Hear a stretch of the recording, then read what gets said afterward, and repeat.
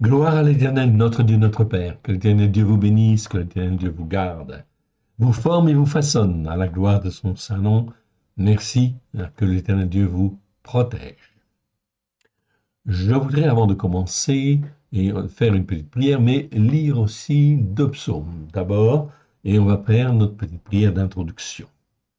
On va aller pour cela déjà, en fait, ici, dans, en fait, tout simplement le psaume 23 que je voudrais vous lire. Déjà, ok, mais dans une version que nous corrigeons, hein. Donc, le psaume 23, le voici, on y arrive. Donc, psaume 23, ok. Donc, ces traductions sont des traductions qui sont retravaillées, oui, bien sûr. Et donc, vous en aurez en fait une version, je pense, soit à la fin de cette année ou début d'année prochaine. On est en train d'éditer, en fait, la Torah, ok, donc les 5 premiers livres, dans une version bilingue avec commentaires. Donc, ce sera déjà quelque chose de très intéressant. Ça va secouer, en fait, un peu. Et effectivement, ensuite, on aura une version des psaumes. Donc, en version française, hébreu et phonétique. Voyons le psaume 23 pour bien introduire en fait les choses pour les temps qui viennent, afin que l'Éternel Dieu, eh bien effectivement, soit notre Dieu dans nos cœurs, dans nos vies, à la gloire de son saint nom. Il est le maître des circonstances et c'est lui qui nous garde. C'est lui qui nous appelle à le servir afin que nous puissions être son serviteur, sa servante, dans les temps prophétiques qui viennent à la gloire de son saint nom. Lisons ce psaume 23. L'Éternel est mon berger, je ne manquerai de rien. Il me fait reposer dans de verts pâturages. Il me dirige près des eaux paisibles, il restaure mon âme. Il me conduit dans les sentiers élevés de la justice à cause de son nom. Quand je marche dans la vallée de l'ombre de la mort, je ne crains aucun mal, car tu es avec moi. Ta houlette et ton bâton me rassurent. Tu dresses devant moi une table en face de mes adversaires. Tu oins d'huile ma tête et ma coupe déborde. Oui, le bonheur et la bonté me poursuivront tous les jours de ma vie, et j'habiterai continuellement dans la maison de l'Éternel jusqu'à la fin de mes jours. C'est donc très très important. Vous avez des petites variantes dans les traductions, mais c'est des variantes qui sont très importantes parce que justement l'hébreu le suggère, soit par la conjugaison ou effectivement l'Esprit Saint nous guide. C'est donc très très important car dans les temps qui viennent, encore une fois, si vous m'écoutez ou si vous écoutez ces émissions, eh bien, ça veut dire tout simplement que vous êtes appelés. Vous êtes appelés à servir l'Éternel dans les temps qui viennent, dans des temps qui vont être difficiles, très très très difficiles, et l'Éternel Dieu veut que l'on soit bien ancré sur ses racines, afin justement d'être paisible, de nous garder, de nous protéger, afin de faire sa volonté là où il le veut et comme il le veut. Le deuxième psaume que je voulais vous lire en fait ici, c'est le psaume 91. Vous le connaissez, ok? Et on va le voir en fait ici dans une traduction révisée, corrigée, etc. Ok? Le psaume 91, tout ça sont des psaumes que personnellement je lis tous les jours, bien évidemment.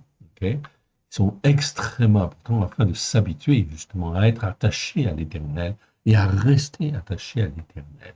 C'est donc extrêmement important d'avoir un, comment dire, une habitude de prière avec le Seigneur, de manière à rester attaché à Dieu, même dans les jours mauvais ou les jours où ça ne va pas bien, eh bien on reste attaché à l'Éternel, afin que l'Éternel nous garde, nous protège, et quelles que soient les circonstances qui viennent et qui vont venir, eh bien le Seigneur nous garde, nous protège. Voyons ce psaume 91. Celui qui demeure sous l'abri d'Elion, Elion ça veut dire le Très-Haut, repose à l'ombre du Shaddai, c'est-à-dire le Dieu tout-puissant qui donne la vie. Je dis à l'Éternel mon refuge et ma forteresse, mon Éloï, en qui je me confie. Car c'est lui qui te délivre du filet de l'oiseleur, de la peste et de ses ravages. Il te couvrira de ses plumes et tu trouveras un refuge sous ses ailes. Sa vérité est un bouclier et une cuirasse. Tu ne craindras ni les terreurs de la nuit, ni la flèche qui vole de jour, ni la peste qui marche dans les ténèbres, ni la contagion qui frappe en plein midi. Que 1000 tombent à ton côté, 10 000 à ta droite, tu ne seras pas atteint.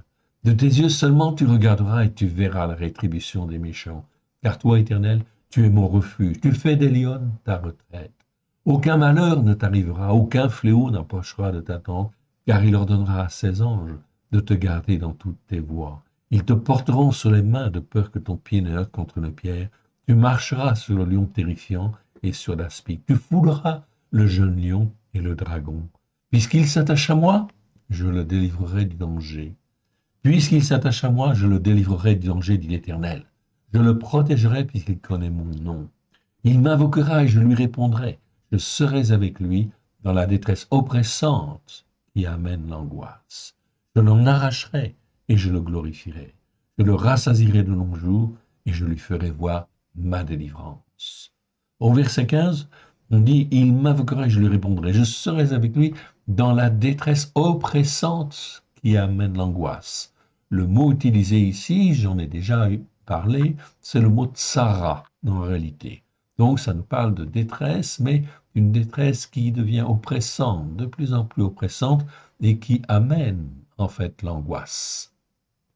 Si vous voulez, par rapport en fait aux traductions, dans le Nouveau Testament, le mot en fait ici, le plus proche de ce mot tsara en fait en hébreu, eh bien effectivement ce serait tribulation. Et oui, nous arrivons dans un temps de tribulation, oui bien sûr. L'Éternel Dieu promet des tribulations, mais les traductions en fait ici ne sont pas très claires aussi, ce qui fait que il faut vous poser la question aux gens, qu'est-ce que c'est qu'une tribulation en réalité? Une tribulation, en réalité, c'est une détresse qui s'accroît sur tous les plans en réalité, et qui, en fin de compte, devient très oppressante, très contraignante, et qui amène l'angoisse. C'est exactement ça. Exactement ça. C'est pour ça que nous rentrons dans des périodes de tribulation, oui, très très importantes, mais la plupart des croyants, ne sachant pas ce que ça veut dire tribulation très précisément, eh bien, en fin de compte, rentrent dans ces, justement, détresses angoissantes qui amènent l'angoisse et qui ne visent qu'à une seule chose, à appeler le croyant à la repentance, pour qu'il s'attache vraiment à l'Éternel, de tout son cœur, de toute son âme, et qu'il dise, ta Torah est la vérité. Pardon Seigneur pour mes péchés, mes transgressions, mes iniquités, mes manquements, mes faiblesses, mes doutes, mes erreurs, et tant ta main bienfaisante. Pardon Seigneur pour l'orgueil qui a été le mien.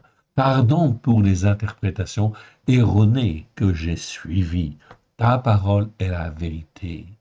Le psaume 119, verset 142 dit « Ta Torah est la vérité. Seigneur, je le reconnais de tout mon cœur, de toute mon âme, de tout mon être. Ta Torah est la vérité. » Et alors, si elle est la vérité, on l'écoute et on la met en pratique à la gloire de l'Éternel. Et on la met en pratique pour s'entraîner, pour s'exercer à l'obéissance, s'exercer à la soumission, afin que l'Éternel Dieu puisse voir qu'on est de ceux qui sont obéissants et qui sont soumis à sa parole, au travers de Yeshua HaMashiach, celui qui est appelé le Christ. C'est extrêmement important. Je reviens au schéma, en fin de compte, que nous avons utilisé dans les dernières vidéos. Nous avons fait donc déjà, en fait, 3 vidéos. Nous sommes à la 4e vidéo. Et en fait, nous étions sur le mot Avon. Okay? Avon et, en fait, ici, Aven. Okay? Avon qui veut essentiellement dire iniquité. On va donc faire un petit rappel, 5 minutes, quelque chose comme cela, juste pour bien éclaircir, en fait, les choses. Donc, en haut à droite de ce tableau, vous voyez, en fait, ici, différents mots. OK. Vous avez en fait le mot Avon, okay, qui est en hébreu. En hébreu, en fait, le mot Avon existe 233 sur 213 versets. Okay, ça nous parle d'iniquité. Ce mot doit toujours être traduit par iniquité. Malheureusement, il ne l'est pas, ce qui fait que ça fausse en fait le problème et la compréhension spirituelle des uns et des autres. Donc, en hébreu, c'est le mot Avon. La correspondance en grec, c'est le mot anomia. Anomia, ça veut dire iniquité. Même chose, il doit toujours être traduit par iniquité. Et vous avez anomos, anomos, qui est l'adjectif grec, qui veut dire inique tout simplement. Ici, sommes là dans le monde de l'iniquité. Ok. L'iniquité, en fait, on peut dire d'une manière simple, ok, que c'est quoi? Quand je prends en fait l'adjectif anomos, je comprends mieux, en fait, en ce sens que c'est composé de deux mots, a et puis nomos. Nomos, c'est la loi, en fait, tout simplement. Et a, ça veut dire le contraire, être contre la loi ou être sans la loi. Donc, dès que je suis sans la Torah, quelque part, je peux dire et je peux affirmer que je suis dans l'iniquité quelque part. Ok, ici. C'est donc très simple et c'est un résumé, mais c'est très clair en réalité et c'est tout à fait ça. On le verra et on le prouvera, oui, bien sûr, au travers de certains versets. Quand je suis dans le monde de l'iniquité, avon, anomia, anomos, en hébreu ou en grec, eh bien, en fin de compte, je peux en fait être pardonné, oui, bien sûr, si je me rends compte que je suis dans l'iniquité, je demande un pardon en fait à Seigneur et je reviens. Mais qui est-ce qui va me dire que je suis dans l'iniquité? Eh bien, tout simplement, c'est la parole de Dieu. Si je lis la parole de Dieu et que je l'étudie, j'apprends ce qui est transgression, j'apprends ce qui est péché, j'apprends ce qui est iniquité. Et en fin de compte, le Seigneur, Yeshua, est mort pour nos péchés, nos transgressions, nos iniquités. Le psaume 32 est un excellent résumé où là on parle justement, en fait ici, du pardon de l'Éternel. Pardon, il nous pardonne nos péchés, nos transgressions, nos iniquités, afin qu'on puisse être à lui et qu'on lui appartienne. C'est donc extrêmement important, en fait, ici, de prendre conscience de cela. Si je ne demande pas pardon, si je ne me repens pas, ce qui se passe, c'est que du mot avon, eh bien, en fait, ici, je vais glisser dans le tableau, en fait, ici, vers, en fait, ici, la gauche, et on va arriver, en fait, ici, au mot aven. Aven, en fait, ici, ok, donc de avon, on passe à aven, ok. Au passage, vous avez remarqué que la première lettre change. Ici, en haut à gauche, c'est un aïn, en fait, ici, ok, et ici, en bas à droite, le mot aven commence par un aleph. Tout simplement, c'est un état d'esprit. Ici, donc, de l'iniquité, si elle perdure dans le temps, si on ne fait rien, si on ne montre pas à l'Éternel Dieu que l'on veut effectivement changer, eh bien, on va glisser petit à petit vers des iniquités qui deviennent en fait hypocrites, vers en fait toutes sortes en fin de compte de variantes en fait ici d'iniquité que nous avons vues en fait ici dans ces cases en fait ici en diagonale. Et en fait, ici, ces vidéos sont faites, je ne reviens pas là-dessus. Et on aboutit à la veine. La veine, ça veut dire injustice. Ce mot doit toujours être traduit également par injustice, aven. Ça, c'est le mot en fin de compte hébreu. Okay. Malheureusement, dans nos Bibles en français, les traductions sont faussées. Okay. Ce n'est pas toujours traduit par injustice. Résultat des courses, eh bien, les croyants, en fait, ici, sont instruits dans l'erreur. La responsabilité, bien sûr, c'est les pasteurs, c'est ceux qui éditent, en fait, ici, comment dire, les traductions. Mais c'est aussi le pécheur, en fait, ici lui-même, parce qu'il ne cherche pas, en fait, la vérité. S'il cherche la vérité, le Seigneur va le conduire sur la voie de la vérité, car l'Éternel Dieu ne veut même pas la mort du méchant. Ézéchiel chapitre 33, je n'ai plus le verset en tête, mais l'Éternel Dieu, ce qu'il veut, c'est que le méchant change de voie et se repente. L'Éternel Dieu veut que les hommes se repentent et reviennent à lui. S'ils veulent bien écouter, bien sûr, et se repentir. Sinon, ils s'enfoncent, ils s'endurcissent de plus en plus dans leur cœur et ils deviennent en fait ici carrément insensibles à l'Éternel Dieu ou ce que l'Éternel Dieu peut vouloir. Le mot Aven existe 78 fois dans 78 versets. Nous avons fait les vidéos là-dessus. En ce moment, en fait, ici, nous voyons justement les mots qui sont en dessous. C'est adikia en grec. Donc, injustice, c'est adikia. Ça existe 25 fois dans 24 versets. Et en fait, l'adjectif, c'est adikos, etc. Il y a le verbe adiguer aussi, mais enfin, les principaux mots, c'est adikia et adikos. C'est ce que nous étudions en ce moment, parce que ça nous permet de savoir très très clairement ce que Yeshua pense, en fait, ici, de l'injustice. Donc, tant qu'on est dans l'iniquité et qu'on cherche à avancer vers le Seigneur nous garde, nous forme, nous façonne. Ok? Jamais il ne nous lâchera si, effectivement, on cherche à s'attacher à lui. C'est donc extrêmement important à comprendre, mais c'est extrêmement important à expliquer en fait aussi aux uns et aux autres, car nous sommes mal formés. Nous avons été mal formés. L'éducation spirituelle des croyants est déplorable quelque part. Déplorable parce qu'on les occupe avec toutes sortes en fait de doctrines, toutes sortes en fin de compte de thèmes, mais on ne parle pas de l'essentiel, des péchés, des transgressions, des iniquités. On ne parle pas, en fait, de l'injustice.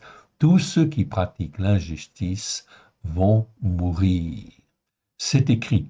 Si vous regardez dans le psaume 36, ok, regardez le psaume 36, verset 13, 12, mais vous pouvez lire tout le psaume 36, où là il est dit, déjà tombent ceux qui pratiquent l'injustice. Ils sont renversés, ils ne peuvent se relever. C'est bien ce que l'Écriture, en fin de compte, nous dit en fait là. Donc, il faut vraiment faire attention. Excusez-moi 30 secondes.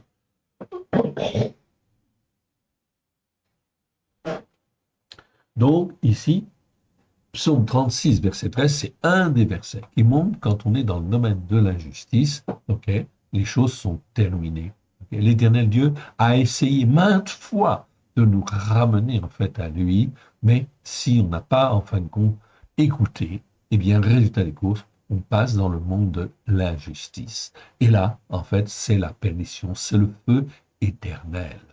Les Écritures nous préviennent très clairement. Et Yeshua, dans la série que nous étudions en ce moment, nous explique très très clairement, en fait, le domaine de l'injustice. Ok. On va aller maintenant, si vous le voulez bien, donc dans la Brit Hadasha, au verset où nous étions arrêtés la dernière fois. Si ma mémoire est bonne, nous étions arrêtés à 1 Corinthiens chapitre 6, verset 1. J'espère que c'est assez grand en fait à l'écran. Okay. Si jamais ce n'est pas suffisamment grand, envoyez-moi un message et je me débrouillerai pour agrandir en fait encore un peu ça si vous avez besoin. Ok, donc nous avons fait 3 vidéos déjà. On s'est étendu un petit peu sur les textes en fait ici pour bien comprendre le monde de l'injustice. Nous étions arrivés à 1 Corinthiens chapitre 6 verset 1. Là on parle de jugement de condamnation entre chrétiens, entre christianos. Verset 1 nous dit, lorsque l'un de vous a un différend avec un autre, pourquoi préfère-t-il être jugé par les injustes plutôt que par les saints? Ok. Ok. C'est en fin de compte ici Paulos qui parle. Oui, bien sûr. Inspiré par l'Esprit de Dieu. Oui, bien sûr. Ok.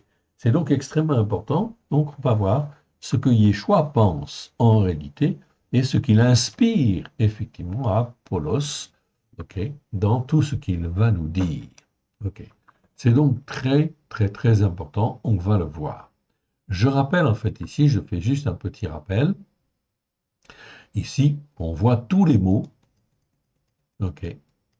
Je vous le montre en fait à l'écran, comme ça vous saurez la sélection en fin de compte ici des mots. Donc adikia qui veut dire en fait injustice, ok. Adikos qui nous parle en fait ici d'être injuste, c'est l'adjectif, ok. Adikema qui nous parle aussi d'injustice, mais là c'est plutôt injustice criminelle, si je puis dire. Et le verbe adikeo, c'est principalement les mots que nous voyons là, ok.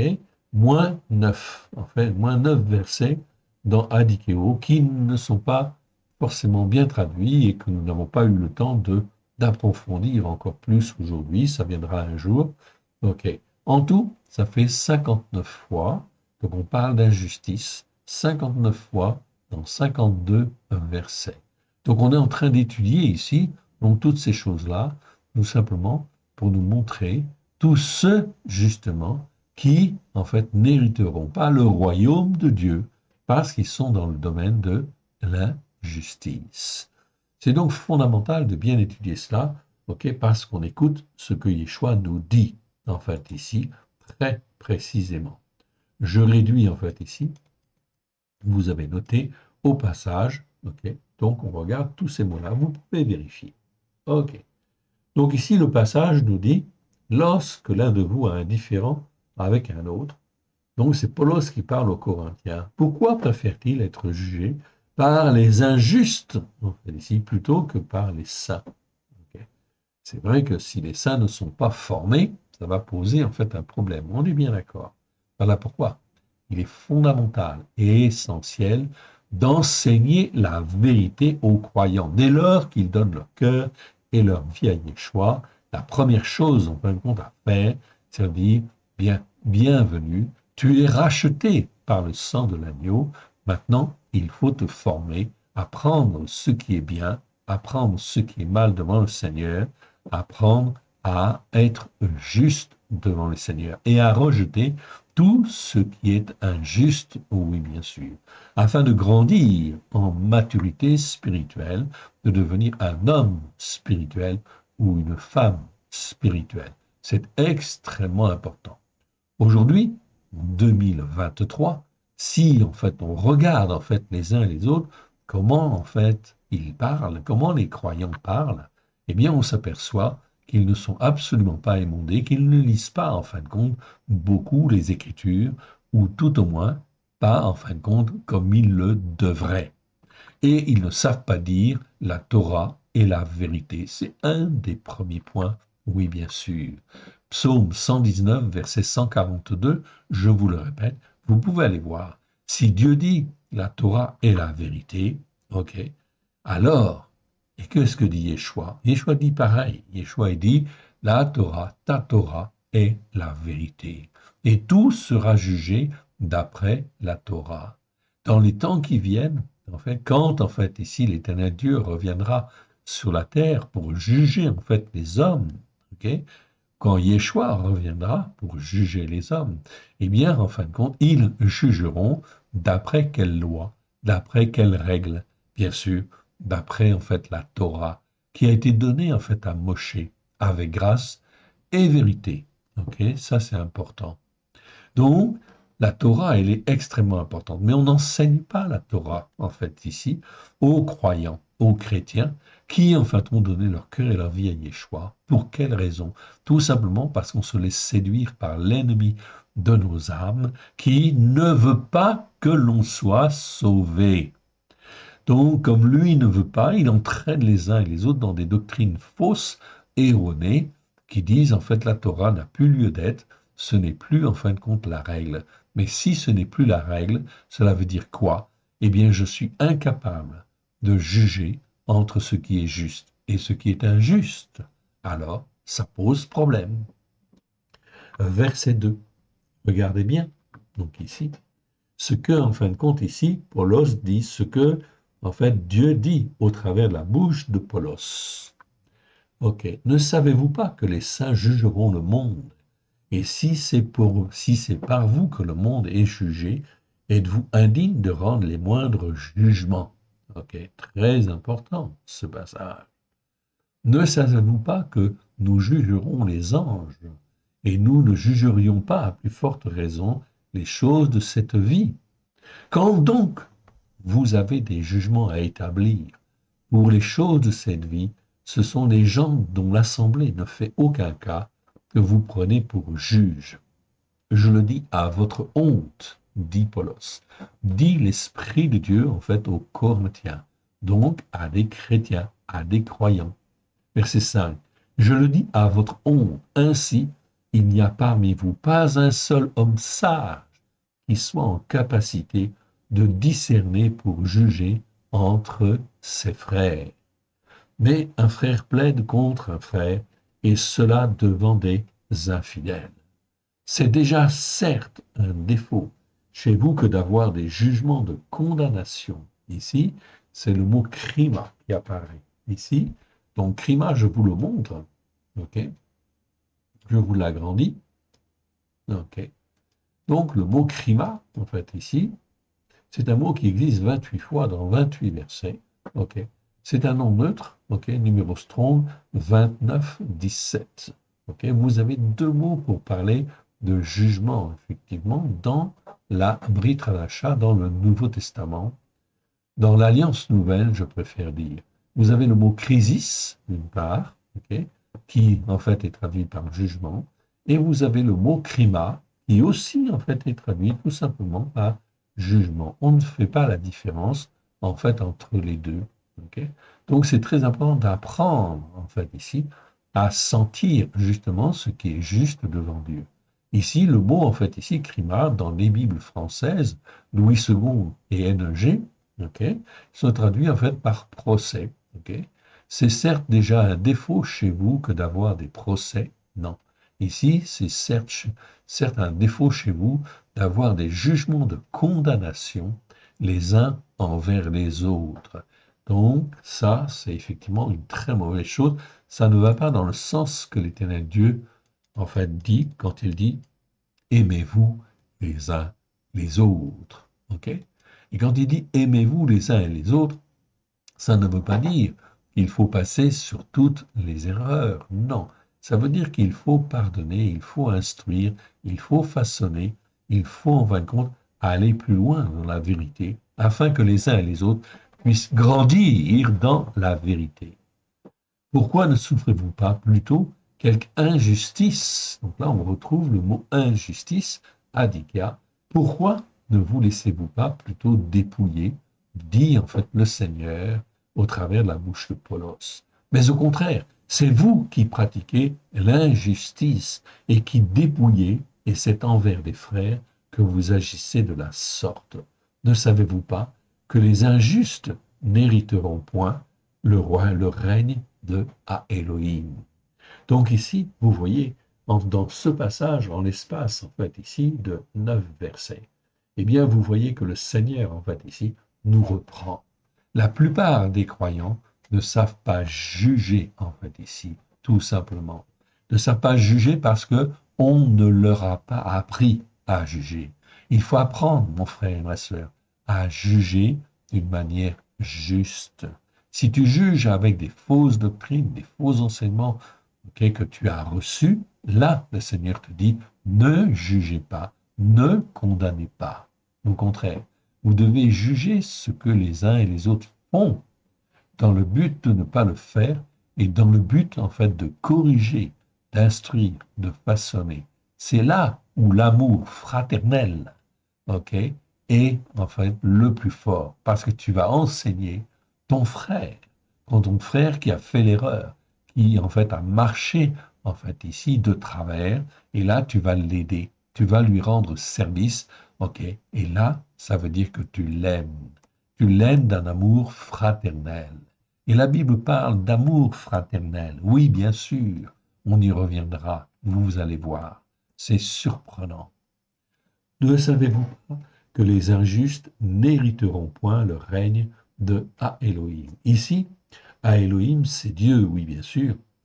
Ok, je vous l'ai dit déjà plusieurs fois, le mot Elohim existe plus de 3500 fois dans les Écritures, ok, mais dans un peu plus de 400 versets, 440 versets à peu près, eh bien, en fin de compte, il y a l'article devant. L'article hébreu, HA, c'est A Elohim.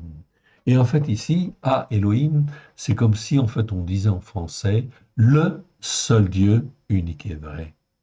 Donc, A Elohim, c'est notre Dieu, c'est notre Père. Il faut apprendre, en fait, à le connaître, oui, bien sûr. Ce terme de A Elohim, ok, existe effectivement chez, comment dire, chez tous les hommes de foi, tous ceux qui sont en fait une référence dans la Bible, ok, comme en fait ici, ok, Abraham, Yitzhak, Jacob, David, Moshe, les prophètes, tout cela, sans exception, il y a au moins un verset qu'ils disent en fait ici, ils connaissent le seul Dieu unique et vrai. Et parce qu'ils connaissent le seul Dieu unique et vrai, ils apprennent à être totalement dépendants de Elohim, du seul Dieu unique et vrai, afin d'être dans sa justice par la foi et à marcher dans un jugement juste. je vous ai parlé de deux termes. Je vous ai parlé de la justice par la foi. C'est le mot tzedaka. Je vous encourage, nous avons fait les vidéos là-dessus. Elles sont extrêmement importantes et fondamentales car c'est très très mal traduit dans nos Bibles. Okay, le mot tzedaka, le mot tzedek nous parle de justice et le mot tzedaka qui est aussi traduit par justice. Donc on traduit tzedek et tzedaka par justice, alors on ne sait pas faire la différence. Mais finalement, quand tu consultes tous les versets, tu t'aperçois que la tzedek, ça parle bien de la justice immanente, de la justice en fait ici devant Dieu, pardon. Et en fait, tzedaka, c'est la justice que tu obtiens par la foi, ok, par ce que Yeshua en fait a fait. Tu marches par la foi dans la justice de Christ. Et à ce moment-là, tu es justifié, même si tu n'es pas entièrement formé, façonné et instruit, tu marches dans la justice par la foi. Et l'Éternel Dieu, en fait, ici, je vous ai déjà montré certains versets, nous ordonne, je dis bien nous ordonne, d'apprendre à marcher selon la justice par la foi et selon un jugement juste. On doit apprendre à juger d'une manière juste, selon, bien évidemment, les Écritures. Je ne peux pas juger d'une manière juste si, en fait ici, je ne suis pas instruit par la Torah, les prophètes et les psaumes à la lumière de Yeshua. Oui, bien sûr. Sinon, on refuse cela, ok, ça veut dire qu'on refuse le sacrifice de Yeshua qui nous rachète, et on refuse en fin de compte l'Esprit Saint qui lui nous instruit, nous façonne, nous forme, afin que nous puissions être un fils et une fille de Dieu, une fille de Tzion qui monte en fait ici sur la montagne spirituelle de Tzion pour adorer en fait l'Éternel et le servir de tout son cœur, de toute son âme et de tout son être. Ici, verset 9, retenez 1 Corinthiens, chapitre 6, verset 9. Ne savez-vous pas que les injustes n'hériteront point le règne de Elohim, le règne de Dieu? C'est donc extrêmement important. Tu peux être religieux comme tu veux, selon telle doctrine ou telle autre doctrine.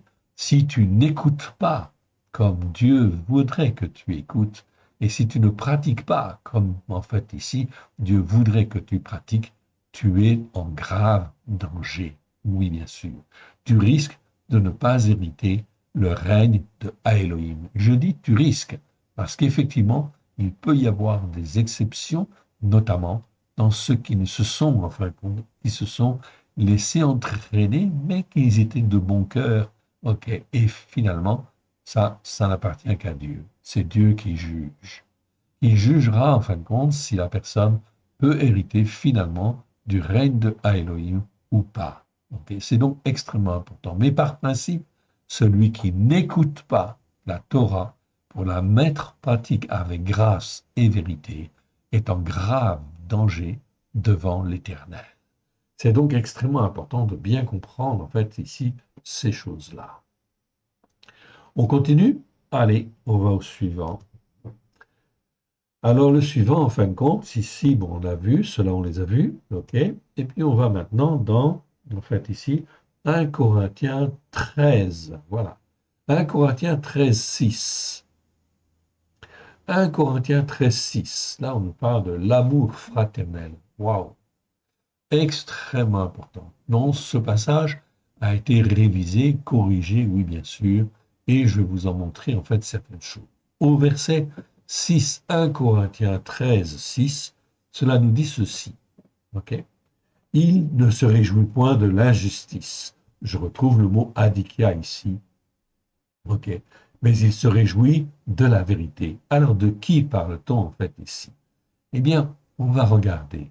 On va regarder parce que ça nous instruit, et ça nous instruit d'une manière très très importante, parce que justement les traductions que nous avons sont faussées, oui bien sûr. Elles sont faussées tout simplement à cause de quoi? Du péché, des transgressions et des iniquités. Dès lors qu'on est dans le péché, les transgressions, les iniquités, le Seigneur, en fait ici, nous laisse faire ce que nous voulons. Mais si nous avons un cœur pour chercher la vérité, chercher l'éternel, chercher en fin de compte sa parole de vérité, alors il va nous guider vers des chemins qui en fait nous permettront de monter sur la montagne de Sion, non pas sur la montagne catholique, non pas sur la montagne protestante, non pas sur une montagne évangélique, okay, ou une colline évangélique, ou n'importe quelle autre montagne spirituelle. L'Éternel Dieu veut nous faire monter sur la montagne de Sion, qui est la montagne spirituelle de l'Éternel. Yeshua n'a-t-il pas dit dans un des chapitres, ok, Père très saint, je leur ai donné la gloire que tu m'as donnée, afin que eux soient un comme nous sommes un. C'est dans le chapitre 17 de Jean. Ok, voyons le début, en fin de compte, ici, de ce passage. On est dans 1 Corinthiens, chapitre 13. Il est intitulé, en titre, L'amour fraternel. C'est tout à fait volontaire. Ok, ici, on n'a pas traduit, en fait, par amour tout court. Non. Ok. Parce qu'il y a une grave interprétation et quelque chose de faussé, en fait, là, ici, dans les messages. C'est pour ça que beaucoup de gens se désintéressent de plus en plus des enseignements qui sont même dans les églises, ok? Dans les églises catholiques, protestantes, même évangéliques, parce que, en fait, ici, le message n'est pas sincère. Il est faussé par les traductions. Regardons. Regardez bien, ok? Faites très attention. Verset 1. Si je m'exprimais dans les langues des hommes et des anges, si je n'avais pas l'amour fraternel, je serais un airain qui résonne et une cymbale qui retentit. Ici, nous avons traduit par amour fraternel. C'est le mot agapé. Je vais vous montrer. Ce mot est traduit par amour. Ce mot est traduit, en fait ici, très précisément. Ok, je vais vous le montrer. Le mot agapé, qui existe 118 fois dans 106 versets, numéro strong 26, est traduit par amour. Amour dans 60 versets, ok, 60 fois. Et par charité dans 55 autres versets. Ici, en fait, non pas, en fait, charité. Ici, c'est traduit par charité dans la Bible seconde. Si je m'exprimais dans les langues des hommes et des anges, si je n'avais pas la charité, je serais un airain qui résonne, une cymbale qui retentit. Okay? C'est traduit par le mot charité. Le mot charité, c'est le mot que les religieux catholiques ont mis en place, ont mis dans les dictionnaires. Dans les dictionnaires, à partir de 1850, ok, effectivement, les religieux se sont permis de modifier le sens, en fin de compte, de certains mots. Et effectivement, ils ont donné ici un sens, ok, qui est clair, qui est le mot charité. Ok. Donc, on va voir. On va aller voir carrément. Je vais vous montrer. Ok. Ici, je vais vous en donner une définition un peu plus consistante. Ok. Ainsi, vous pourrez vérifier, bien évidemment. Ok. Donc le mot agapé, 118 fois dans 106 versets, numéro 26, numéro strong, traduit par amour 60 fois et charité 55 fois. Ici, non pas charité. Ok. Donc dans le verset que nous avons, on ne devrait pas le traduire par charité, non. Mais plutôt amour fraternel, ce serait plus juste et plus pertinent. Ok. Comme dans, en fait, ici, chapitre 8, verset 39, si la hauteur, ni la profondeur, ni aucune autre créature ne pourra nous séparer de l'amour de Dieu manifesté, en fait, ici, en Christ Yeshua, notre Seigneur. Ici, donc, c'est traduit par amour dans la version seconde. Selon Alexandre 1850, c'est un des dictionnaires de référence. Okay. Vous pourrez le trouver en fin de compte sur Internet et le charger sur vos ordinateurs si vous le voulez. C'est gratuit. C'est très intéressant. C'est un des dictionnaires les plus intéressants, les plus anciens, okay, les moins déformés et les plus intéressants qui soient disponibles et complets. Enfin, plus complets. Assez complet, très complet quand même. Le mot a le sens au départ. Qu'est-ce que ça veut dire en fait ici? Agapé. Agapé au départ, ça veut dire louer. Okay? De préférence, ok, ou en fin de compte, c'est au départ, ça veut dire en sens de louer, ou de préférence, c'est-à-dire j'aime bien quelqu'un, en fait, ici, ou d'une approbation. Ce sont les religieux, en fait, lui inventent le mot de charité dans le but de tendre vers l'affection, l'amour. Je dis bien les religieux. Les religieux, ce sont donc les prêtres catholiques de l'époque. Les premiers repas étaient appelés des agapes, en fait, ici, dans le but que les uns et les autres puissent se découvrir et se connaître mieux, dans le but de développer, en fait, non pas l'amour entre eux, mais l'amour fraternel. C'était le but premier que de développer une certaine, certaine, on va corriger en fait ici, tant pour moi, j'ai pas eu le temps de corriger, certaine fraternité devant l'Éternel. Donc ce repas, c'était une bonne chose quelque part. C'était dans le but de développer la convivialité, le soutien entre les uns et les autres. Il ne s'agissait pas là vraiment d'un partage d'amour, mais de recherche d'une certaine convivialité, d'une certaine fraternité. En fait, tout dépendait de la formation. Tout dépendait de la formation que les croyants recevaient, en fait, ici. Ok, bon, j'aurais dû relire. Hein. Donc, non, pour moi, que les croyants, mais il y a tellement de choses à faire, tellement de choses à corriger. En fait, tout dépendait de la formation que les croyants recevaient à l'époque. Était-elle adéquate ou non, en fait, ici. Donc, il faut se poser, en fait, ici, les bonnes questions. Aujourd'hui, nous sommes en 2023, mais est-ce que nous recevons, en fin de compte, ici, dans, en fait, les assemblées que nous avons fréquentées, est-ce que nous recevons, en fin de compte, ici, la bonne formation justement pour apprendre à développer cette fraternité, cette convivialité les uns envers les autres, afin de se connaître, de se soutenir, de s'entraider les uns les autres à la gloire de l'Éternel. Non, malheureusement. Malheureusement, en fin de compte, cela fait défaut, et c'est bien dommage. Enfin, en tout cas, vous avez ici le sens du mot agapé. Okay. Donc, dans ce passage, dans cette, comment dire, ce passage, on va en fait garder le sens du mot fraternel. Je reprends à partir du verset 1. Si je m'exprimais dans les langues des hommes et des anges, si je n'avais pas l'amour fraternel, je serais un airain qui résonne ou une cymbale qui retentit, tout simplement. Okay. Parce que je n'ai pas l'amour fraternel. Okay. Je n'aime pas mon prochain au point de l'aider, de le soutenir, de l'écouter éventuellement dans ses problèmes, dans ce que je peux résoudre ou en fait l'aider, le soutenir. Verset 2. Et si j'avais la prophétie, si je découvrais tous les secrets et toute la connaissance, si j'avais même toute la foi jusqu'à transporter les montagnes, si je n'avais pas l'amour fraternel, je ne serais rien. Bon, par contre, c'est bien en fait ici le sens en fait ici que l'Esprit de Dieu nous montre. L'amour fraternel est donc quelque chose d'extrêmement important. Il ne demande pas là d'être parfait les uns par rapport aux autres, mais à développer en fait ici ce soutien, cette comment dire, cette convivialité les uns envers les autres afin de s'entraider les uns et les autres dans l'amour agapé, mais pas l'amour en fait au sens, en fait ici comme on l'a déformé bien évidemment. L'amour agapé, c'est l'amour fraternel, c'est l'amour convivial, normalement. Or, on donne un autre sens à ces mots-là. Verset 3. Si je distribuais tous mes biens, pour la nourriture des pauvres, si je livrais même mon corps pour être brûlé, si je n'avais pas l'amour fraternel, cela ne me servirait à rien. Cela veut dire que lorsqu'on ne développe pas l'amour fraternel dans une église, l'amour convivial, en fait, ici, quelque part, la relation conviviale entre les uns et les autres, ça ne sert à rien en réalité.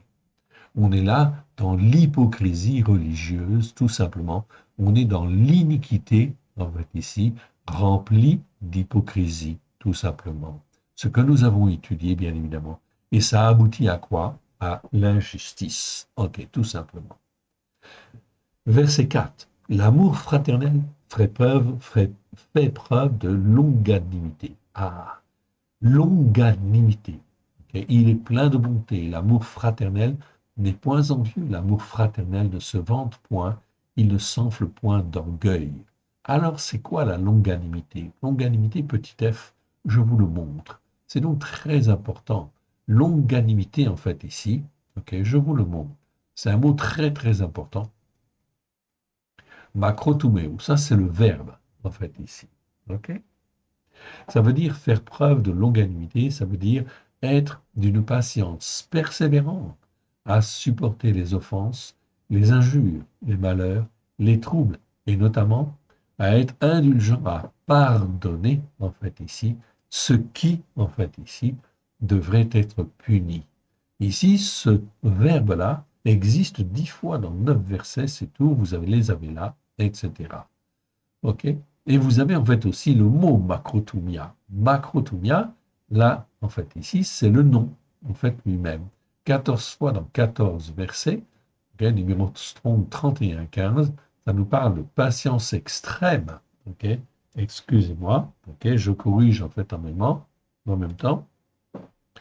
Patience, en fait, extrême, macrotumia, patience extrême à supporter ce qui mériterait la colère. Effectivement.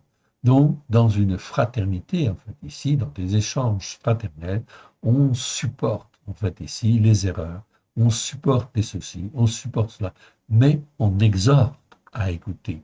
On exhorte à écouter la parole de Dieu et à la mettre en pratique. Ce sont des vertus extraordinairement importantes est fondamentale. Et plus je suis débutant, plus je dois faire preuve de patience, en fait, ici, comme Yeshua a patience envers moi, moi qui suis un pécheur. Et pourtant, il m'a racheté alors que j'étais pécheur. Okay? Donc, je ne méritais rien. Donc, ici, en fait, le Seigneur Yeshua nous montre qu'il faut faire preuve de longanimité. L'amour fraternel fait preuve de longanimité. Il est plein de bonté. L'amour fraternel n'est point envieux. L'amour fraternel ne se vante point, il ne s'envole point d'orgueil. Il ne fait rien de malhonnête. Il ne cherche point son intérêt. Il ne s'irrite point. Okay? Il ne soupçonne point le mal. Il ne se réjouit point de l'injustice. Oui, bien sûr. Donc là, on apprend ce qui est juste et ce qui est injuste. Et bien sûr, ce qui est injuste, eh bien, en fin de compte, on va le mettre de côté. Et puis, à son frère ou à sa sœur, on va dire, oui, mais ceci, c'est de l'injustice selon la parole de Dieu. Et donc, comme c'est de l'injustice, il faut le rejeter, oui, bien sûr. Apprendre, en fin de compte, à grandir, à être dans un jugement juste. Pour cela, il n'y a pas 36 solutions. Il faut, en fin de compte, s'enseigner les uns les autres.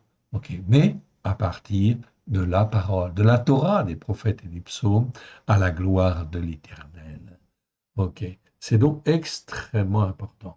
Il ne se réjouit point de l'injustice, Adikia, ce que nous étions, mais il se réjouit de la vérité. Donc on va apprendre à faire la différence entre la vérité et en fait ici l'injustice. C'est là le but des agapés, c'est-à-dire des réunions en fait ici qui existent dans les églises. Eh bien normalement ça devrait en fait servir à ça, à l'éducation spirituelle des uns et des autres. Verset 7. Il excuse tout.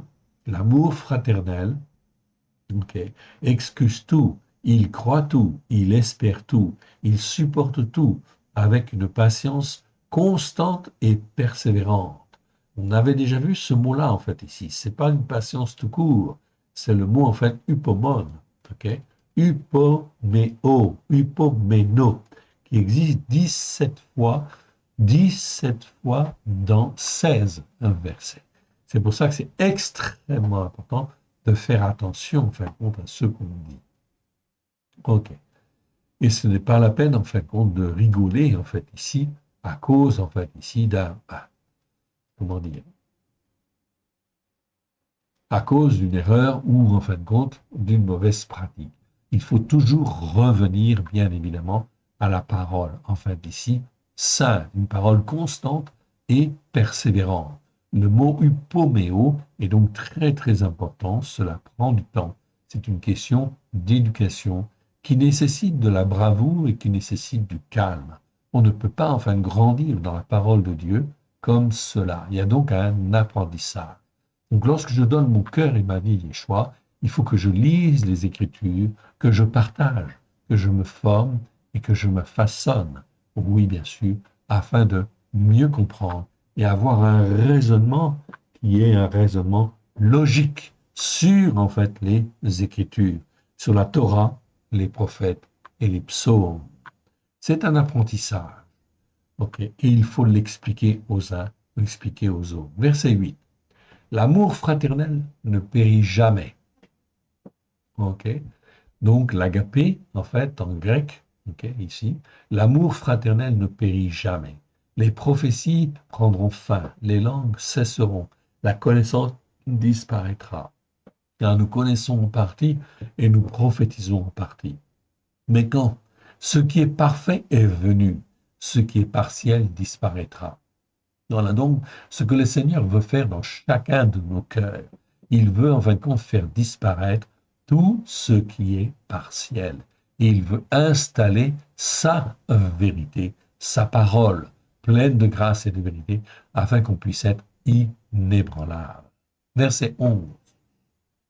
Lorsque j'étais ignorant, comme un enfant en bas âge. Et ici, les Écritures prennent la référence en fait de l'enfant en bas âge. Quand j'étais ignorant comme un enfant en bas âge. Si je ne lis pas les Écritures, je suis comme un enfant en bas âge, tout simplement. Je m'exprimais comme un enfant en bas âge. J'aspirais comme un enfant en bas âge. Je raisonnais comme un enfant en bas âge. Okay. C'est donc très important. L'écriture, elle est fondamentale. Je dois lire, en fait, ici, les Écritures et les étudier tous les jours. Lorsque je suis devenu un homme mature, ok, mature, j'ai fait disparaître ce qui était de l'enfant en bas âge. Donc là, c'est une question de croissance spirituelle. Aujourd'hui, on peut dire que le monde chrétien, quelque part, n'est pas enseigné comme il convient. Oui, bien sûr. On n'est pas sur la Torah, les prophètes et les psaumes, bien évidemment. Résultat des courses, tous les croyants sont des enfants spirituels, ok, en bas âge quelque part, car ils n'ont pas de racines, ou très peu de racines. Voilà pourquoi ils vont être bousculés dans les temps qui viennent. Bousculés, pourquoi? Parce que ce n'est pas ce que le Seigneur Dieu a voulu. Depuis 2000 ans, mon frère et ma sœur, quand Yeshua en fait enseignait, et les disciples enseignaient, ils enseignaient sur quoi? Sur la Torah, les prophètes et les psaumes. Le Nouveau Testament n'existait même pas en réalité. Au temps où Yeshua était là, au temps où les disciples étaient là, le Nouveau Testament n'existait pas. Il est apparu au fil, en fait, des, comment dire, des années, en fait, ici. Okay. Le premier évangile, c'est peut-être l'évangile de Marc, qui est apparu vers les années 40, 50. Ensuite, les autres évangiles. L'évangile de Jean est apparu dans les années 100, 110, en fait, ici, tout simplement. Okay. Et en fin de compte, les autres écrits ont été rassemblés ensuite, okay, dans les années suivantes, en fait, ici, dans les dizaines d'années suivantes, oui, bien sûr. Donc, on vivait un christianisme sur la Torah, les prophètes et les psaumes. Et ça permettait, en fait, ici, d'avoir des croyants qui soient, en principe, plus solides, évidemment. Mais l'ennemi est là, bien sûr, pour, en fait, ici, nous contrecarrer, nous empêcher d'avancer comme il convient. Alors, il faut s'accrocher à l'écriture. Yeshua dit, en fait, ici, que la Torah est la vérité. Il dit maintes fois dans les Écritures, en fait, ici, que tout est fait afin que s'accomplissent les promesses faites à Abraham, à Yitzhak et à Jacob. Ok? Donc, c'est extrêmement important de bien comprendre ces choses-là et d'apprendre à être obéissant et soumis et ne pas se laisser entraîner par des fausses doctrines que l'ennemi a mis en place et qui sont là, en fait, pour faire déraper les croyants. Il faut revenir à la Torah, aux prophètes et aux psaumes, à la lumière de Yeshua Mashiach. Verset 12. Aujourd'hui, nous voyons au moyen d'un miroir, d'une manière obscure, mais alors nous verrons face à face. Aujourd'hui, je connais en partie, mais alors je connaîtrai comme j'ai été connu. Maintenant donc, ces trois choses demeurent, la foi, l'espérance, l'amour fraternel. Je dis bien l'amour fraternel, pas l'amour dans n'importe quel sens, oui bien sûr. On parle là de l'amour fraternel qui fait que les uns et les autres se soutiennent, se fortifient bien évidemment, afin d'être un même cœur, une même âme, un même esprit. Mais la plus grande de ces choses, c'est quoi? C'est l'amour fraternel. Voilà pourquoi les églises se divisent. Voilà pourquoi les croyants finissent par partir, parce qu'ils n'ont pas rencontré cet amour fraternel dans, effectivement, l'enceinte où ils ont été enseignés au départ. On était dans l'hypocrisie religieuse, dans l'iniquité remplie d'hypocrisie religieuse, évidemment. Parce qu'on n'était pas sur la vérité, parce qu'on n'était pas sur la Torah, parce qu'on n'était pas sur les fêtes de l'Éternel, comme l'Éternel l'avait demandé. Donc on est dans l'hypocrisie religieuse quelque part. Ce qui fait qu'en réalité, on est en fait sur la pente glissante dont je vous ai en fait parlé tout à l'heure, ok, qui existe effectivement, ok, dans en fait ici tout simplement de l'iniquité ici, vous voyez ici, donc là on est dans l'iniquité, ok. Iniquité, c'est tout ce qui n'est pas juste en fin de compte devant Dieu, mais parce que je ne sais pas en fait aussi des choses comme cela. Mais de tout cela en fin de compte, je peux revenir. Si je me repens, ok, je peux revenir. Ok. Vous avez le psaume 32, lisez-le en fait ici, vous le verrez, c'est effectivement extrêmement clair. Le Seigneur pardonne des péchés, des transgressions et des iniquités. Mais si je ne me repens pas en fait de ces attitudes de cœur, eh bien, résultat des courses, là, je suis en fait sur des voies glissantes qui vont vers l'injustice, qui conduisent en fait l'homme vers l'injustice, voies glissantes vers l'injustice pour l'homme qui s'y aventure par hypocrisie, par duplicité, par orgueil, par manque de foi, mauvais raisonnement, ou encore influence de mauvais esprits. 5 variantes de l'iniquité ici existent et expliquent la glissade des croyants vers le monde de l'injustice. La dégradation spirituelle commence toujours par l'hypocrisie qui vient s'ajouter aux iniquités, tout simplement. C'est-à-dire qu'en fin de compte, je n'écoute pas, je sais, j'ai entendu, mais je ne fais pas. Là, eh bien, c'est en fait l'hypocrisie et la duplicité qui s'installent. C'est le mot Havel, en fait, ici, que je vois. On a fait les vidéos là-dessus. Ensuite, nous avons le mot Havla. Ensuite, nous avons le mot Havlata, en fait, ici. Ensuite, nous avons le mot Olata. Ensuite, nous avons Evel. OK. Et ensuite, eh bien, la glissade, en fait, continue et on finit par arriver par l'injustice, où là, il n'y a plus rien à faire. C'est terminé. C'est le feu de la géhenne, en fait, au bout, tout simplement. Voilà pourquoi il convient de faire très attention à ce que l'on fait, évidemment. Je continue? OK. Et on arrive en fait maintenant dans 2 Corinthiens chapitre 7. 2 Corinthiens chapitre 7, verset 2. OK? Verset 2. Oui, très bien. OK, parfait. Donc 2 Corinthiens chapitre 7, verset 2. Qu'est-ce qui nous est dit en fait ici? Donnez-nous une place dans vos cœurs. Okay? Donc on est toujours dans Corinthiens. Hein? Corinthiens, c'est Paulos qui parle en fin de compte aux Corinthiens. Donnez-nous une place dans vos cœurs. Nous n'avons été injustes envers personne. Nous n'avons ruiné personne. Nous n'avons tiré de profit de personne. Ce n'est pas pour vous condamner que je parle de la sorte, car j'ai déjà dit que vous êtes dans nos cœurs à la vie et à la mort. Paulos était dévoué, oui bien sûr, était en fin de compte un disciple de Yeshua, extrêmement dévoué pour en fait former, façonner et les uns et les autres.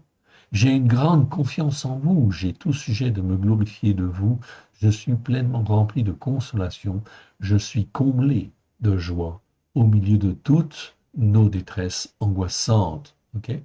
Donc ici, on parle de détresse angoissante, c'est la même chose, c'est pas tribulation. Hein? Tribulation, en fait, ici, c'est une mauvaise traduction quelque part. Okay? On parle de détresse angoissante, okay? Ou détresse oppressante, plus précisément, c'est détresse oppressante qui amène l'angoisse. Okay?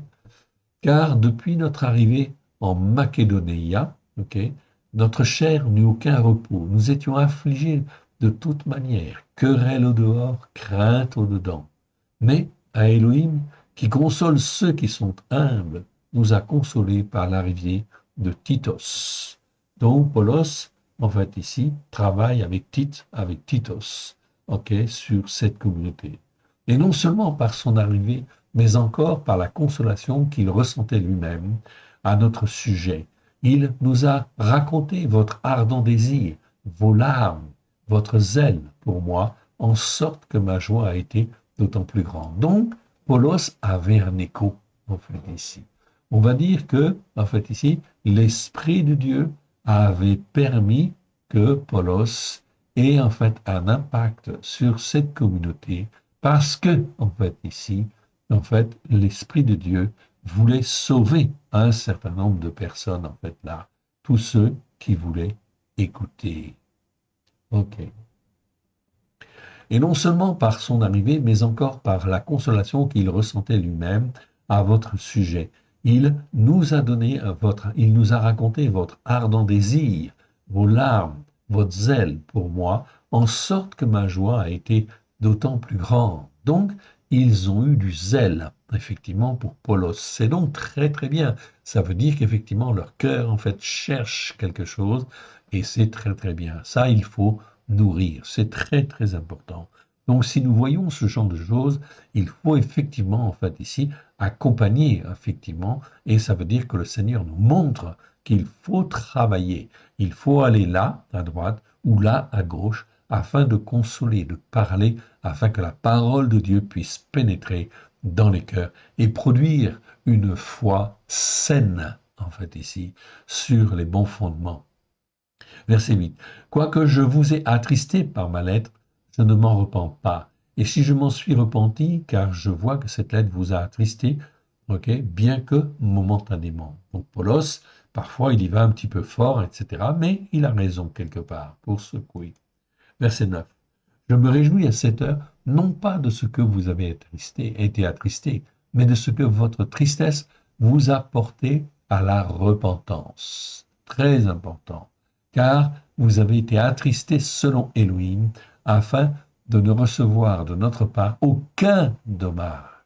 En effet, la tristesse selon Elohim produit une repentance pour le salut dont on ne se repent jamais, tandis que la tristesse du monde produit la mort. Donc Paulos était expérimenté, oui bien sûr, là-dedans, et voilà pourquoi il parle. Il dit, là, il y a de l'espoir. Ne lâchez pas prise, ok, continuez, persévérez, en fait ici, à écouter et à mettre en pratique. Verset 11. En effet, par cela même, vous avez été attristés selon Elohim. Mais quel empressement cela n'a-t-il pas produit en vous? Quelle justification, quelle indignation, en fait ici, quelle crainte, quel désir ardent, quel zèle, quelle punition vous avez montré à tous égards que vous étiez pur dans cette affaire. Donc, il faudrait peut-être revoir quelques mots, oui, bien sûr, mais on voit le principe, en fait, ici. L'action, en fin de compte, ici, de l'Esprit de Dieu était très, très claire. Il voulait sauver cette communauté, oui, bien sûr, ok, de la dégradation spirituelle. Verset 12. Si donc je vous ai écrit, ce n'était ni à cause de celui qui a été injuste, ni à cause de celui qui en a subi les conséquences, c'était afin que votre empressement pour nous soit manifesté parmi vous devant Elohim, devant le seul Dieu unique et vrai. C'est pour cela même que nous avons été consolés. Okay? Mais outre notre consolation, nous avons... Pardon, excusez-moi. Ok.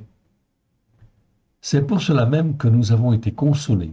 Mais outre notre consolation, nous avons été réjouis beaucoup plus encore par la joie de Titos dont l'esprit a été tranquillisé par vous tous.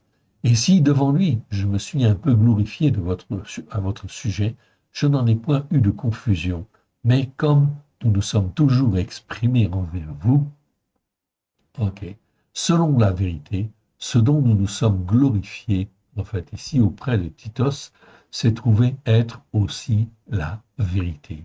Verset 15.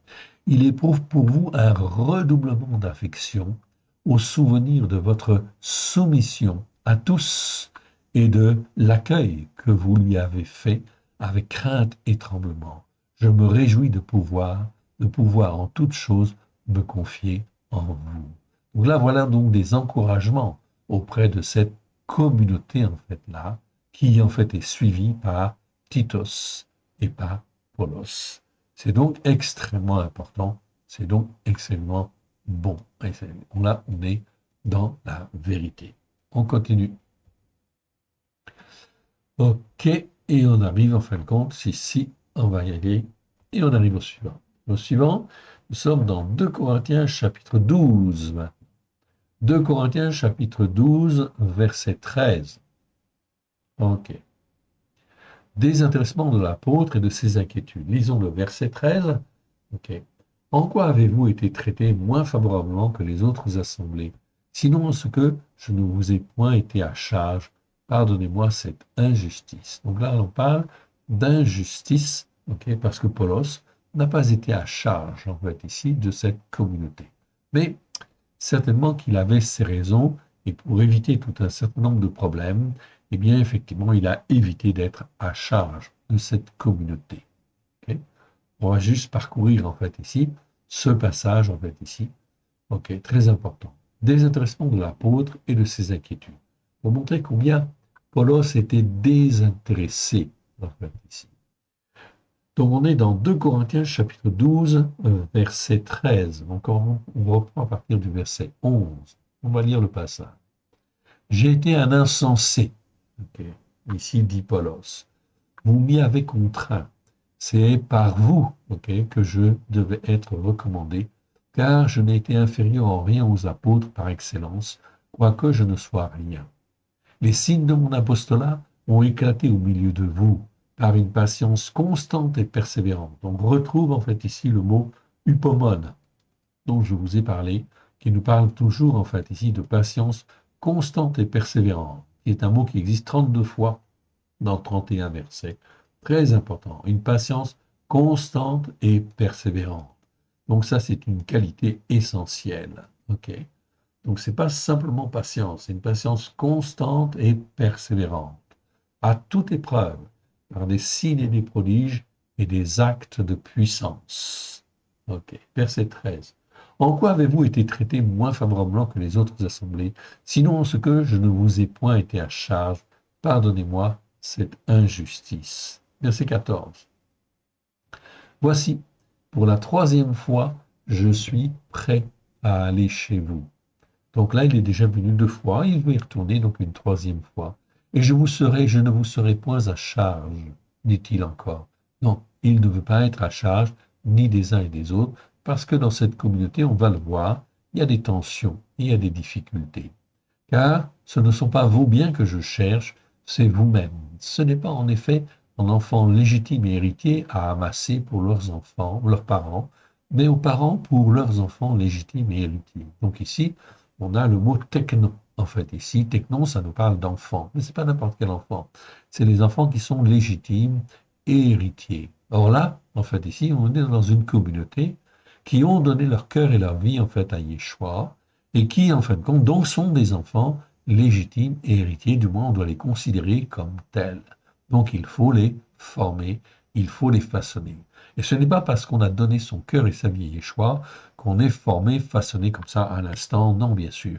Il faut du temps, il faut de l'éducation, etc. C'est donc très important d'être là, d'être présent afin de former et de façonner. Verset 15. Pour moi, je dépenserai très volontiers, et je dépenserai moi-même pour vos âmes, tout sais-je, en vous aimant davantage, être moins aimé de vous, en fait, ici. Donc il dit très clairement, ce qu'il fait, c'est pour, en fin de compte, leur foi, leur bien. Verset 16. Soit, je ne vous ai point été à charge, certes en homme habile, dans le bon sens, je vous ai pris par ruse, oui. Donc là, il parle de ruse, mais c'est une ruse simplement pour dire qu'il ne veut pas être à charge et être un souci pour quiconque. Ai-je tiré du profit de vous par quelqu'un de ceux que je vous ai envoyés? J'ai envoyé Titos à aller chez vous, et avec lui, j'ai envoyé le frère. J'ai envoyé le frère. Est-ce que Titos a exigé quelque chose de vous? N'avons-nous pas marché dans le même esprit, sur les mêmes traces? Verset 19. Vous vous imaginez depuis longtemps, que nous nous justifions auprès de vous. C'est devant Elohim en Christ que nous nous exprimons. Ok. Et tout cela, bien aimé, nous le disons pour votre édification. Très important. Le mot, je l'ai mis là, en fait, ici, en grand. Ok. C'est un mot qui est très, très important. Donc voilà une communauté. Ok. Il faut s'en occuper. Les gens qui donnent leur cœur et leur vie à Yeshua, ils appartiennent à Christ, oui, bien sûr, mais il faut s'en occuper. Il faut les éduquer. Il y a toute une phase d'éducation, en fin de compte, qui est là, qui est absolument, en fin de compte, nécessaire. OK. On va donc, en fait, aller voir ce mot-là. C'est le mot, en fait, ici, référence K. OK, je le trouve. Le voilà. OK. C'est le mot okoidom. OK. Voilà. OK. Je vous l'agrandis. Oikodom, en fait, en grec. C'est un mot qui existe 18 fois dans 18 versets. C'est un nom féminin. Et un numéro strong 36, 19. Ça nous parle d'édification, de construction, mais surtout d'action, de celui qui encourage à la croissance dans la sagesse chrétienne, la piété, le bonheur et la sainteté. Mais parfois, c'est aussi l'édification et la croissance dans une certaine sagesse qui paraît bonne, mais qui occupe les hommes pour qu'ils ne se trouvent pas, en fait, se tournent pas vers Elohim, le seul vrai Dieu. Ils sont tellement occupés qu'ils n'ont plus le temps de chercher le seul vrai Dieu, unique et vrai, au travers de Yeshua. Voici les 18 versets. Donc, les premiers versets nous parlent de construction, Comme Jésus s'en allait, au sortir du temple, ses disciples s'approchèrent de lui pour faire remarquer les constructions. Mais la plupart du temps, le mot nous parle d'édification, à partir notamment de Romains, chapitre 14, verset 19. Ainsi donc, recherchons ce qui contribue à la paix et à l'édification mutuelle. Romains, chapitre 15, 2, que chacun de vous complaise au prochain pour ce qui est bien, en vue de l'édification, en fait, ici. Donc là, on parle de l'édification. 1 Corinthiens 3, 9. Car nous sommes ouvriers de Dieu, vous êtes le champ de Dieu, l'édifice de Dieu, ce qui sert à édifier, oui, bien sûr. 1 Corinthiens 14, 3, celui qui prophétise, au contraire, parle aux hommes, les édifie, les exhorte, les console. 1 Corinthiens 14, 5, je désire que vous parliez tous en langue, mais encore plus que vous prophétisiez. Celui qui prophétise est plus grand que celui qui parle en langue, à moins que ce dernier n'interprète pour que l'Église en reçoive l'édification. Donc là, on parle d'une édification très claire, en fait, ici, au travers de l'Esprit de Dieu, basée sur, en fait, ici, la Torah, les prophètes et les psaumes, à la lumière de Yeshua. 1 Corinthiens 14, 12. De même, vous, puisque vous aspirez aux dons spirituels, que ce soit pour l'édification de l'Église, que vous cherchiez à en posséder abondamment. Donc là, on parle de l'édification, on parle d'amour fraternel, afin que, justement, les dons que l'on puisse recevoir puissent en fait permettre d'édifier les uns et les autres. C'est donc extrêmement important. Si on continuait en fait ici les versets sur le mot édification, je m'y arrête en fait un instant parce que c'est trop important. 1 Corinthiens 14, 26. Que faire donc, frères, lorsque vous avez vous assemblés les uns et les autres parmi vous? Ont-ils un cantique, une instruction, une révélation, une langue, une interprétation? Que tout se fasse pour l'édification. Donc on voit bien la nécessité justement de ces acapes fraternels, de ces en fin de compte échanges fraternels que l'on doit avoir bien évidemment, que tout se fasse pour l'édification des uns et des autres. 2 Corinthiens 5.1. Nous savons en effet que si cette tente où nous habitons sur la terre est détruite, nous avons dans le ciel un édifice qui est l'ouvrage de Dieu, une demeure éternelle qui n'a point été faite de main d'homme. 2 Corinthiens 18. Et quand même, je me glorifierai un peu trop de l'autorité que le Seigneur nous a donnée pour votre édification et non pour votre destruction. Je ne saurais en avoir honte. 2 Corinthiens 12, 19. Vous vous imaginez depuis longtemps que que nous nous justifions auprès de vous. C'est devant Dieu en Christ que nous parlons. Et tout cela, bien-aimés, nous le disons pour votre édification. De Corinthiens 13, 10, c'est pourquoi j'écris ces choses, étant absent, afin que présent, je n'ai pas à user de rigueur, selon l'autorité que le Seigneur m'a donnée pour l'édification, et non pour la destruction. Éphésiens 2, 21, en lui, tout l'édifice, bien coordonné, s'élève, pour être un temple saint pour le Seigneur. Éphésiens 4, 12, pour le perfectionnement des saints, en vue de l'œuvre du ministère et de l'édification du corps de Christ. Là, on parle encore de l'édification. Éphésiens 4, 16, c'est de lui et grâce à tous les liens de son assistance que tout le corps bien coordonné formant un solide assemblage attire son accroissement selon la force qui convient à chacune de ses parties et s'édifie lui-même dans la charité, dans l'amour fraternel, c'est mieux. Éphésiens 4, 29, qu'il ne sorte de votre bouche aucune parole mauvaise, mais s'il y a lieu, quelques paroles, bonnes paroles, qui servent à l'édification et communiquent une grâce à ceux qui entendent. On ne peut pas être plus clair, sur ce mot okoidom, ce mot grec okoidom qui nous parle d'édification. Donc l'édification, vous le voyez ici, est extrêmement en fait importante, fondamentale. Mon frère, ma sœur, quand tu donnes ton cœur et ta vie à Yeshua, gloire à Dieu, c'est la première étape et c'est une excellente chose. Mais il faut que tu sois édifié, bien sûr. Et cette édification ne se fait pas en un an, ni en 2 ans, ni en 3 ans. Elle se fait année par année. Elle peut durer 15 ans, elle peut durer 30 ans, bien évidemment. Mais tu ne seras dans une certaine autonomie qu'au bout, en fin de compte, de quelques années, oui, bien sûr, déjà. Donc, il faut penser à l'édification des croyants, au moins, en fin de compte, pendant 2 ans, 3 ans, 4 ans, voire 5 ans. Ensuite, peut-être faut-il changer, en fait, ici, de lieu pour avoir une éducation un petit peu plus pertinente sur telle autre chose ou telle autre chose, pourvu que ce soit bien ancré sur les racines hébraïques de la foi. Donc l'éducation, c'est quelque chose de fondamental et nécessaire. Donc lorsque je donne mon cœur et ma vie à Yeshua, comme on l'enseigne dans certaines églises évangéliques, on dit maintenant tu es sauvé, tu n'as plus rien à faire, assieds-toi sur ta chaise, attends, patiente, etc. Non, c'est pas ça. Il faut édifier le croyant afin qu'il serve, qu'il fasse les œuvres que l'Éternel Dieu a préparées d'avance, afin de se glorifier lui et celui qu'il a envoyé. C'est donc extrêmement important. Verset 20. Car je crains de ne pas vous trouver. Regardez ce que Paulos dit ici. C'est la 3e fois qu'il va revenir.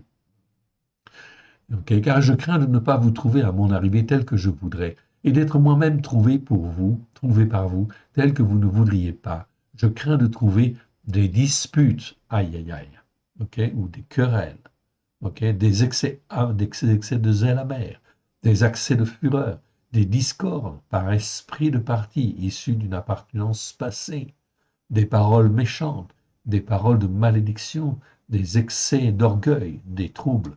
Je crains à mon arrivée, mon Elohim qu'à mon arrivée, mon Elohim ne m'humilie de nouveau à votre sujet et que je n'ai à pleurer sur plusieurs de ceux qui ont péché précédemment et qui ne se sont pas repentis de l'impureté dans leur cœur, dans leur âme, dans leur esprit, de la prostitution physique, morale ou spirituelle. Là, on a mis les mots en italique pour que vous puissiez mieux comprendre, en fait, ici. Et leur conduite déréglée et insolente, auquel ils se sont livrés. Mon frère, ma sœur, nous sommes là, en fait, ici, nous le voyons, nous mettons le doigt sur quelque chose d'extrêmement important. Une assemblée ou un groupe doit être un lieu de formation, non seulement d'information, mais de formation, d'expérience, en fait, à la parole de Dieu, afin de partager dans un amour fraternel, afin d'être éduqués les uns et les autres sur la parole de Dieu, à la gloire de l'Éternel. C'est donc là quelque chose de très, très, très important. On va donc en fait terminer, on va regarder jusqu'où en fait on va, au prochain. Ok. Donc le prochain, ce sera en fait Galates chapitre 4, ok, verset 12. Donc Galates chapitre 4, verset 12. Donc nous sommes arrivés là. Je le note pour m'y retrouver, ok. Et en fin de compte, on reprendra en fait là et on continuera. Et vous allez voir que nous allons découvrir des choses extrêmement importantes et fondamentales. Ok, je reviens ici à mon texte. Que l'Éternel Dieu vous bénisse, que l'Éternel Dieu vous garde. Ces enseignements sont extrêmement importants afin de bien discerner qu'il ne faut pas être dans la justice en aucune manière et qu'il faut fuir, bien évidemment, cet état de choses afin effectivement de glorifier l'Éternel. On termine par une petite prière si vous le voulez bien. Père très saint, nous te rendons grâce dans le précieux nom de Yeshua, ton Fils bien-aimé, étends ta main bienfaisante. Oui, Seigneur, merci pour ta parole, pleine de grâce et de vérité. Nous voulons la recevoir pleine et entière. Que tout ce qui n'est pas de toi, dans le nom d'Yeshua, s'en aille dans les lieux arides. Que ce qui est de toi, Père très saint, soit loin de grâce et de vérité au travers de Yeshua Mashiach, celui qui est appelé le Christ. Et que cette parole puisse trouver dans chacun de nos cœurs un terrain favorable, puisse y produire des racines profondes, ok, inébranlables à la gloire de ton Saint-Nom, et qu'elle puisse pousser afin que ton nom puisse être glorifié, Seigneur, dans nos cœurs, dans nos vies, et en fait ici, sur notre chemin à la gloire de ton Saint-Nom, sur le chemin, oui, que tu nous conduis, sur la voie que tu nous conduis, afin que ton nom puisse être glorifié, Seigneur, sur cette terre, au travers de Yeshua Hamashiach, celui que tu as envoyé par la puissance de ton esprit.